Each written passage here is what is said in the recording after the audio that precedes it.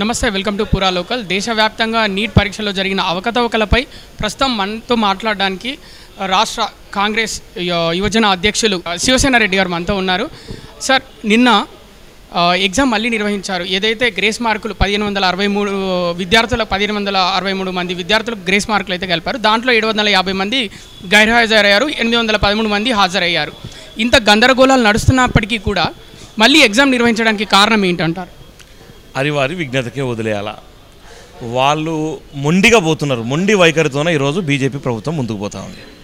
ఇంత మొండిగా పోవడం వల్ల వాళ్ళు ఏమనుకుంటున్నారంటే దీన్ని అణిచివేయాలనే ధోరణిలో వాళ్ళు వ్యవస్థ నడుపుతున్నారు. ఈరోజు మేమంటున్నారు, ప్రతి ఒక్క విద్యార్థికి న్యాయం జరగాలన్న పరిస్థితిలో మేము పోతా ఉన్నాం. విద్యార్థుల జీవితాలు కొన్ని దాదాపు 23.5 లక్షల మంది విద్యార్థుల జీవితాలకు సంబంధించిన సమస్య.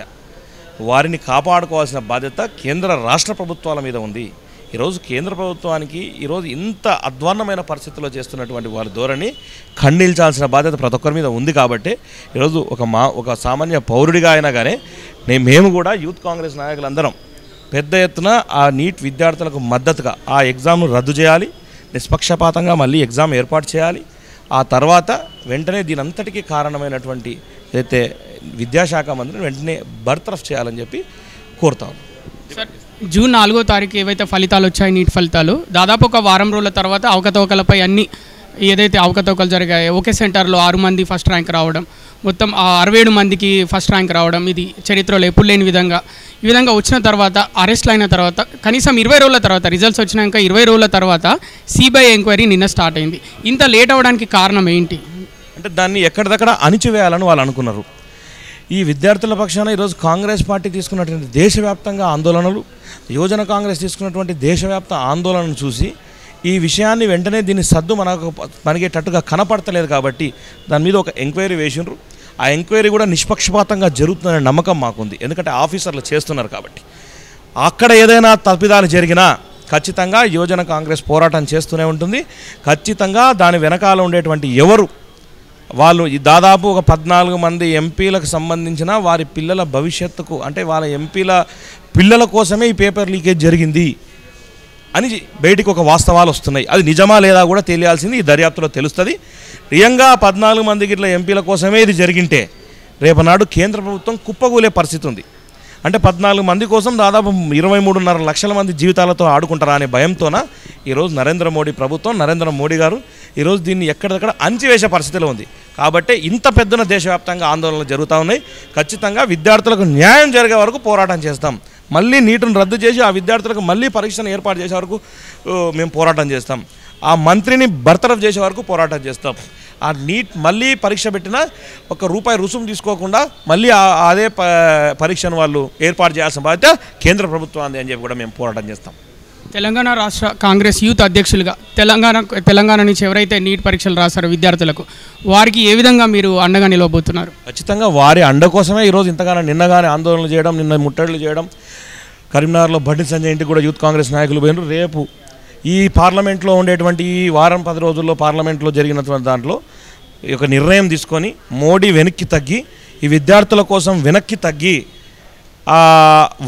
వారి పక్షాన ఈ నీటును రద్దు చేసి వెంటనే వాళ్ళకి మళ్ళీ పరీక్షను ఏర్పాటు చేస్తే సరిపోతుంది. వాళ్ళకి ఏర్పాటు చేసి విద్యార్థులకు న్యాయం చేస్తే ఓకే, కానీ చేయమాత్రం చేయకపోయినా ఎంపీలను ఎక్కడా కూడా తిరగనివ్వం. రాష్ట్రంలో తిరగనివ్వం, దేశంలో కూడా తిరగనివ్వకుండా యువజన కాంగ్రెస్ సన్నాహాలు సిద్ధం చేస్తూ ఉన్నాం. నీట్లో జరిగిన అవకతవకలపై ప్రస్తుతం మనతో మాట్లాడడానికి ST cell ex president greater Hyderabad Pratap Singh మనతో ఉన్నారు. చెప్పండి, నీట్పై మీ అభిప్రాయం ఏంటి? ఈ నీట్పై ముఖ్యంగా కేంద్ర విద్యాశాఖ మంత్రిని వెంటనే బర్తరఫ్ చేయాలి. ఇంత నిర్లక్ష్యంగా, ఇంత అమానుషంగా విద్యార్థుల జీవితాలతో ఆడుకున్న ఈ బీజేపీ ప్రభుత్వానికి బుద్ధి చెప్పాలంటే ముందు ముఖ్యంగా కేంద్ర విద్యాశాఖ మంత్రికి వెంటనే బర్తరఫ్ చేయాలి. 23 లక్షల మంది విద్యార్థుల జీవితాలను నిర్లక్ష్యం చేసిన ఈ బీజేపీ ప్రభుత్వ ఎంపీలను ఎక్కడ దొరికితే అక్కడ మేము తప్పకుండా వారి లాగు విడిచి తన్నే రకంగా మా యూత్ కాంగ్రెస్ నాయకులు తప్పకుండా వారి ఇంటర్కి వెళ్ళి ఘేరావ్ చేస్తాం. తప్పకుండా విద్యార్థులకు న్యాయం జరిగే వరకు పోరాటం చేస్తూనే ఉంటుంది కాంగ్రెస్ పార్టీ. ఇది చూస్తుంటే రోజు రోజుకి రాజకీయ రంగు పులుముకుంటుంది అనేలా, ఎందుకంటే బీజేవైఎం నాయకులైతేనేమి అలాగే యూత్ కాంగ్రెస్ నాయకులైతేనేమి ధర్నాలు చేపడుతున్నారు, పార్టీ ఆఫీసుల పైకి వెళ్తున్నారు. దీనికి కారణం ఏంటి అంటే ఇప్పుడు ఎక్కడైతే చూడండి ప్రభుత్వము ఏర్పడి ఒక నెల కేంద్ర ప్రభుత్వం ఏర్పడి ఒక నెల కూడా కావట్లేదు, అప్పుడే నీట్ పరీక్ష మీద వీరికి చిత్తశుద్ధి లేదు అంటే ఏంది? కొంతమంది ఎంపీల కుమారులను రక్షించడం కోసం ఈ మోడీ అమిత్ షా ఆడుతున్న నాటకంలో ఇది భాగం మాత్రమేనని నేను తప్పకుండా విశ్వాసాన్ని వ్యక్తం చేస్తున్నాను. ముఖ్యంగా కేంద్ర విద్యాశాఖ మంత్రిని వెంటనే బర్తరఫ్ చేయాలని డిమాండ్ చేస్తూ ఉన్నాను. ప్రస్తుతం రోజుకి దేశవ్యాప్తంగా అయితే ధర్నాలు ఆందోళన అయితే ఏవైతే విపక్షాలు ఉన్నాయో అలాగే విద్యార్థి సంఘాలు ఉన్నాయో రోజుకి ధర్నాలు చేపడుతున్నారు. అలాగే దీనిలో భాగంగా 27వ తారీఖు తెలంగాణ రాష్ట్రం నుంచి కాంగ్రెస్ యూత్ అధ్యక్షులు శివసేన రెడ్డి ఇక్కడి నుంచి ఒక 500 మంది యూత్ కాంగ్రెస్ నాయకులతో కలిసి వెళ్ళి పార్లమెంట్ ఘెరావు చేస్తామని హెచ్చరిస్తున్నారు.